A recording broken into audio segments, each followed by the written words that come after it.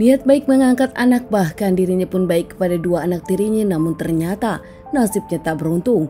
Ketiga orang laki-laki yang sudah diberi nafkah oleh dirinya malah mengambil jalan pintas dengan menghabisi.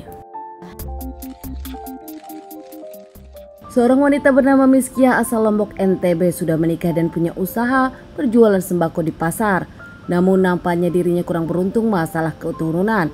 Dirinya menikah dan tak dikaruniai orang anak hingga akhirnya mengangkat seorang anak, dan sang suami pun menikah lagi punya dua anak. Namun dirinya pun baik kepada anak dari sang suami, yaitu anak tirinya. Hingga akhirnya suami Miskia pun sering di tempat dirinya atau di rumah istri barunya. Kehidupan Miskia sendiri banyak dibantu oleh anak angkatnya yang tinggal bersama dirinya. Usaha Miskia maju dan juga dijalani berdua. Miskia mencintai anak angkatnya ini dengan sepenuh hati. Buktinya dirinya menyekolahkan hingga sampai sarjana. Meski lulus jadi sarjana, namun anak angkat dari Miskia ini pun tak mencari pekerjaan, lebih memilih bersama Miskia usaha. Di tengah usahanya yang maju, warung sembako Miskia pun hanya dibantu oleh anak angkatnya meski sesekali kedua anak tirinya datang. Miskia pun sendiri bahagia dengan kehidupannya, namun ternyata di tengah kebahagiaannya waktu itu Lombok terkena gempa. Saat terkena gempa inilah perekonomian dari Miskia pun sontak saja berubah. Lingkungan di sana pun tak bisa usaha lagi. Hingga akhirnya beberapa waktu kemudian dari pemerintah Miskia mendapatkan bantuan senilai 50 juta. Miskia kembali membuka usaha di pasar dan mendapatkan tempat hingga dirinya bisa kembali usaha jualan sembako.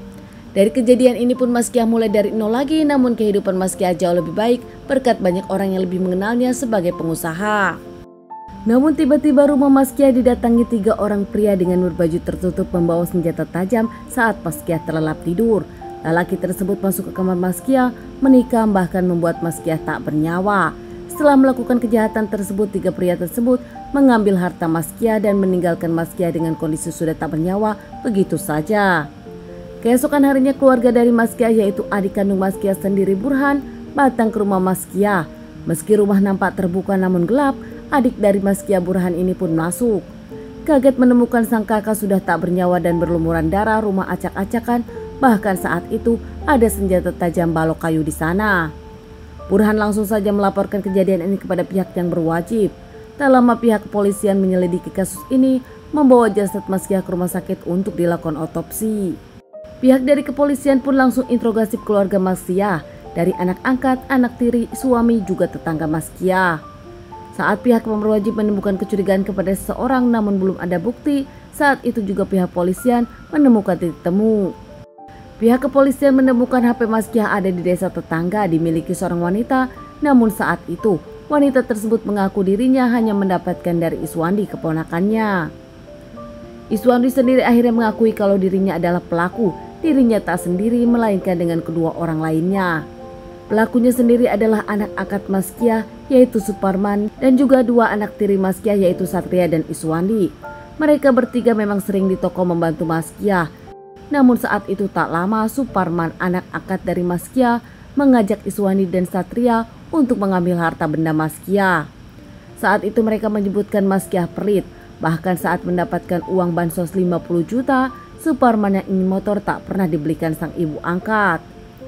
Saat itu Suparman kesal dan marah hingga akhirnya memiliki ide untuk menghabisi Miskia dengan mengajak kedua anak tiri Miskia.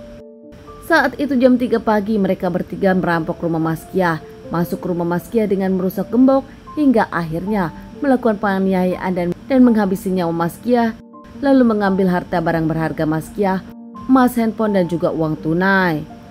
Mereka bahkan sempat membereskan cairan merah di rumah tersebut namun susah hingga akhirnya meninggalkannya begitu saja.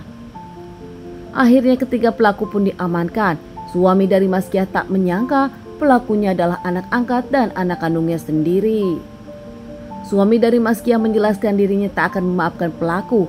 Miskia yang dikenal baik, ternyata pelakunya adalah orang-orang terdekat Miskia.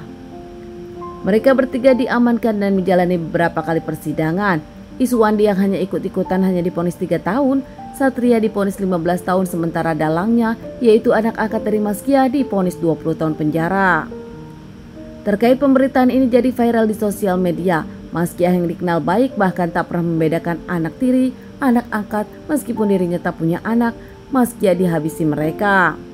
Nampaknya mereka memang mengharapkan wasiat dari Mas Kia, namun Mas Kia tetap sehat bugar hingga akhirnya mengambil tindakan dengan jalan pintas. Teman-teman, sekian dulu bahasan kasus yang aku bawakan kali ini. Semoga ini bisa dijadikan pelajaran untuk kita semua dan ditunggu bahasan kasus-kasus selanjutnya.